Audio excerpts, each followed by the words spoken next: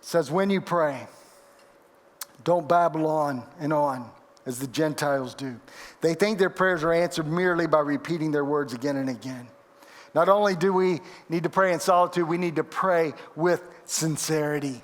He says, don't babble on and on like the Gentiles, or another word for that would be pagans. Other people in other religious systems, they had prayers that were like chants, that they could just say over and over and over again and kind of get themselves into this space. And they thought they were manipulating their deity to do what they were asking.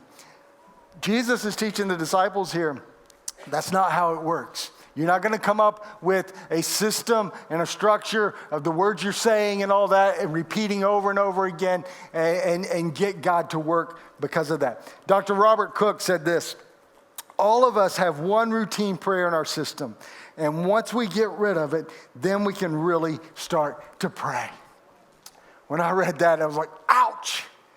And I started thinking about my own prayers and I think, wow, the prayer I prayed yesterday morning, is it the same prayer I prayed this morning? And on and on. And do we end up in routines? We actually teach our children to do this, right?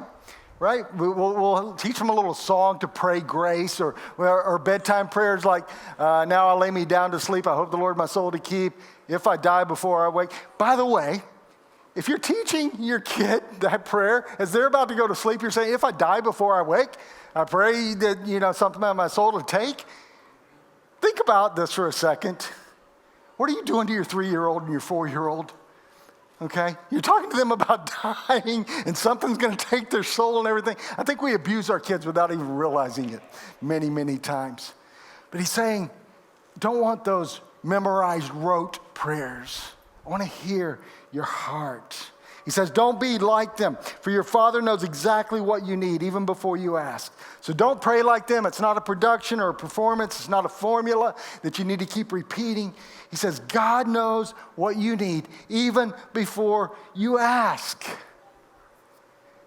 Is that amazing? God knows what you need. You're thinking about your list. Well, God already knows about your list. That's what Jesus is saying. All that stuff that you want to pray for, that you want to start praying for, God already knows what you need.